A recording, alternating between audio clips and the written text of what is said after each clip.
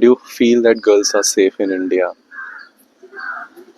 I mean, I'm living here now, so I can give a little bit of an insight on what it feels like. I think Bangalore is definitely something else altogether. I'm coming from the north. I'm very happy here.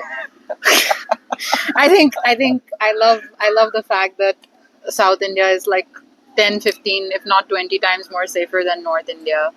I'm not trying to generalize everything, but I'm just talking about North Indian states, Delhi and above especially. I'm talking Punjab. So much I'm of in talking news even is UP, even those areas.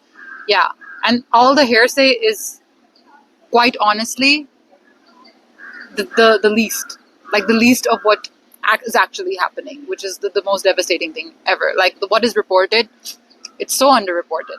So I feel like I'm very happy in Bangalore. I think my dad especially has felt obviously very protective in terms of like, where are you going, what are you doing, how are like things going. But now that I've lived here for a month or two, like they also know Bangalore is extremely safe compared to if I was living in Delhi or Amritsar. Like no way I would be living there. First of all, I don't think I would have made that decision. Go out after 7 p.m., right? I mean, even in broad daylight, you're constantly looked at in a certain way.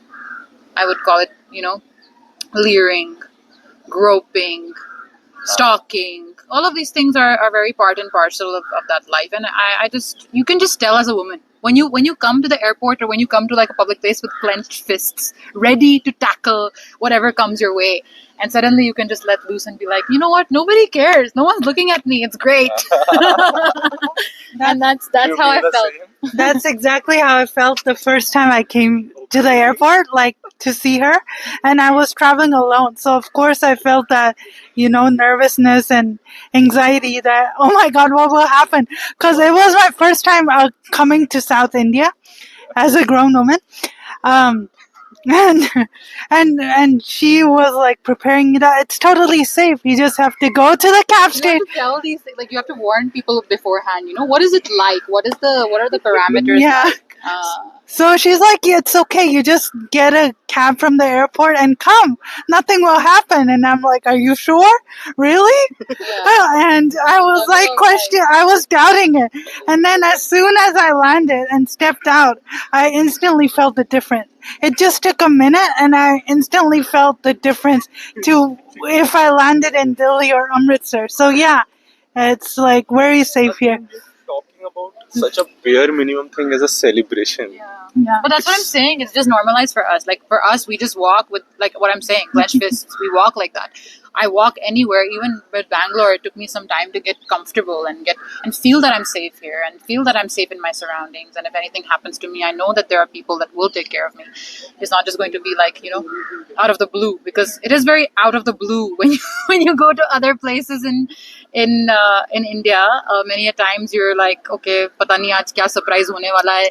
Pata nahi aaj kya. I mean, in all seriousness, it's quite debilitating. It's quite you're constantly having to walk on eggshells, right? And I'm only talking about the Indian experience. I think in a lot of places, but I'm talking about India specifically because I know it's so in your face in South Asia and a lot of places.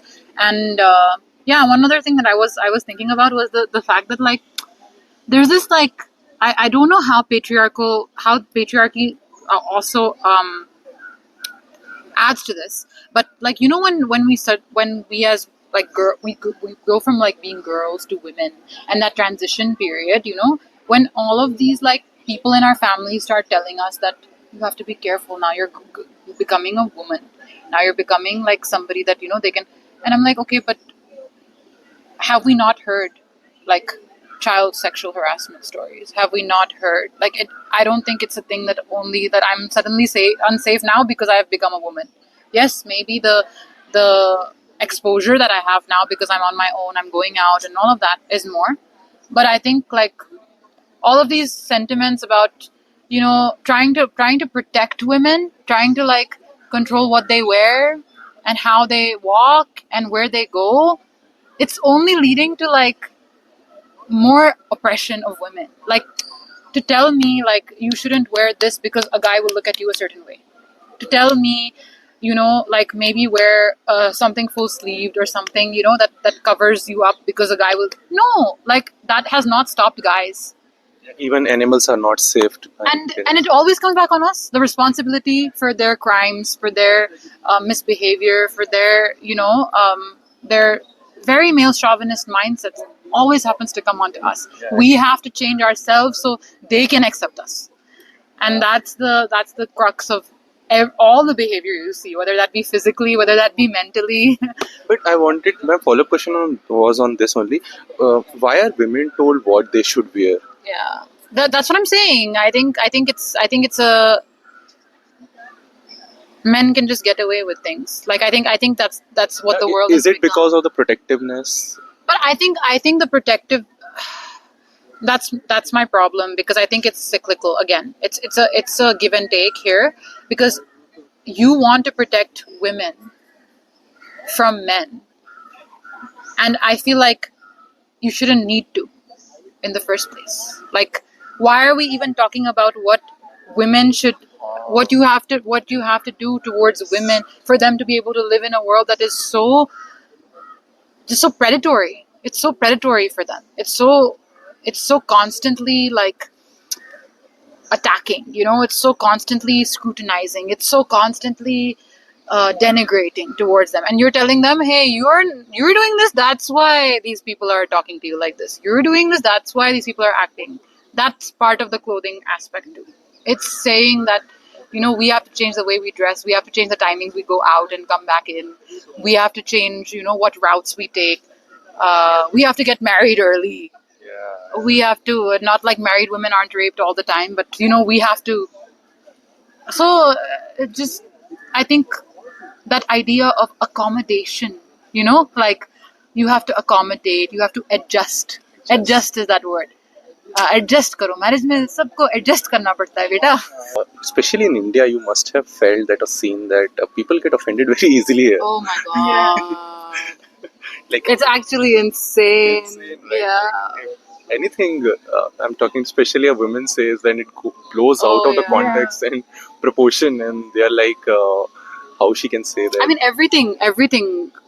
When a woman says it, will be says it, does it, whatever lives, exists. I think will be scrutinized. It will be a different level of scrutiny altogether. So, yeah, I've definitely not even just seen that, experienced that, and I think also just the perceptions of like the attitudes towards us specifically as women. I'm speaking. Very privileged women, obviously, but I think